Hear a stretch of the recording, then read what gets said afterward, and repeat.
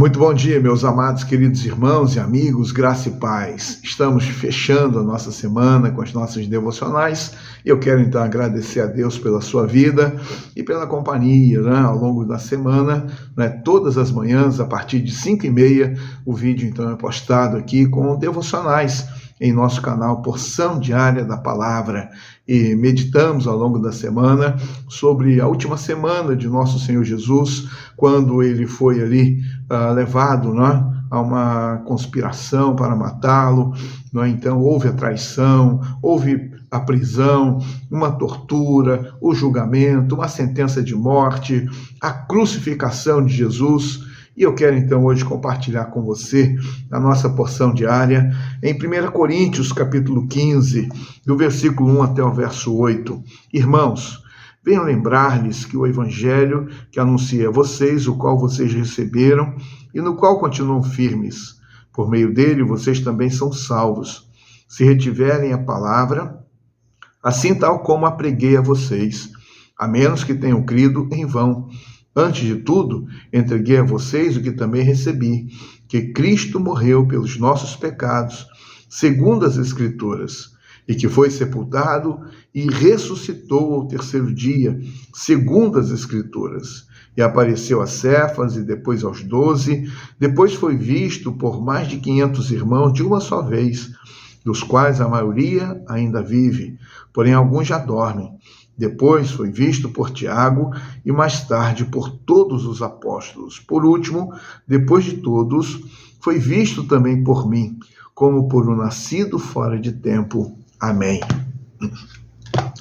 Nós temos aqui então a mensagem da ressurreição de Jesus. Jesus ressuscitou, Jesus vivo está, Jesus voltará um dia para nos levar, para estarmos com Ele para sempre. Esta é a mensagem da igreja, a centralidade da mensagem da igreja cristã. Então é anunciar a ressurreição de Jesus e podemos então com alegria celebrar a ressurreição de Jesus. Quero dizer a você, querido, nesta manhã, que naquelas primeiras décadas, muitos questionamentos foram levantados sobre a realidade de Jesus, sobre o ministério de Jesus, sobre a sua morte e a sua ressurreição.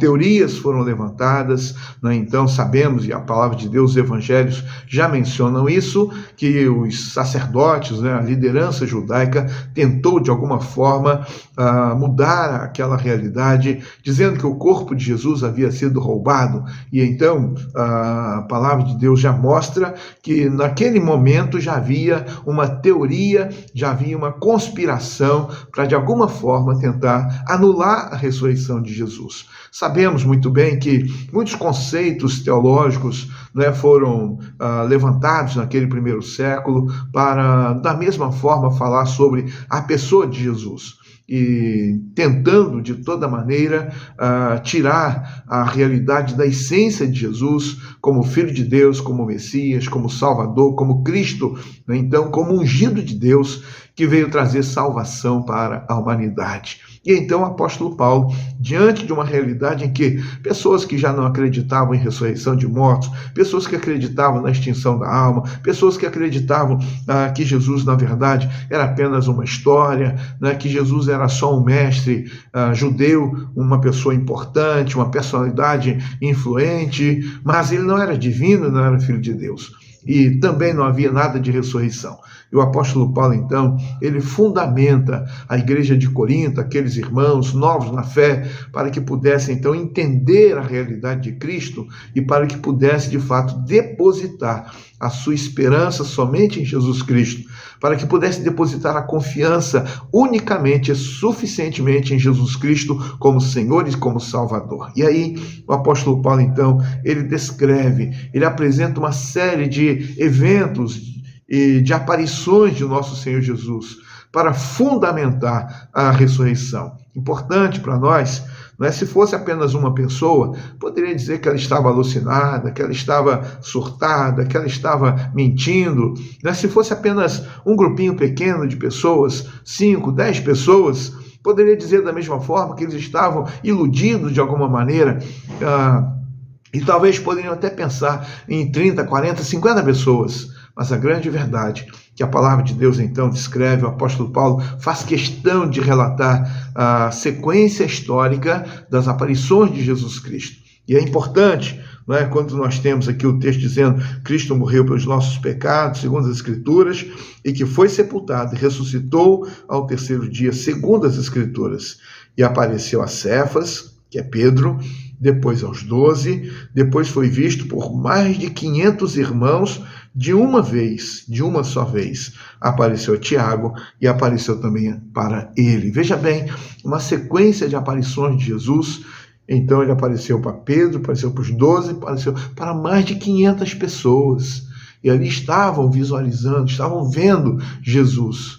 E é importante que o apóstolo Paulo, então, ele fundamenta a ressurreição de Jesus com as suas aparições e com as últimas instruções que ele deixa para a sua igreja, que nós encontramos a grande comissão relatada para nós nos evangelhos. Diante disso, o apóstolo Paulo também ele declara que se Cristo não ressuscitou, é vã a nossa pregação, é vã a nossa fé. Não é? Ou diz, ele fala, é vã a nossa pregação e é vã a vossa fé. Ou seja, não adianta de nada. Não adianta pregar, não adianta vocês crerem, não adianta falar a respeito de Jesus, de céu, de inferno, eternidade. Não precisa falar de nada. Cada um segue a sua dinâmica de vida e está tudo bem.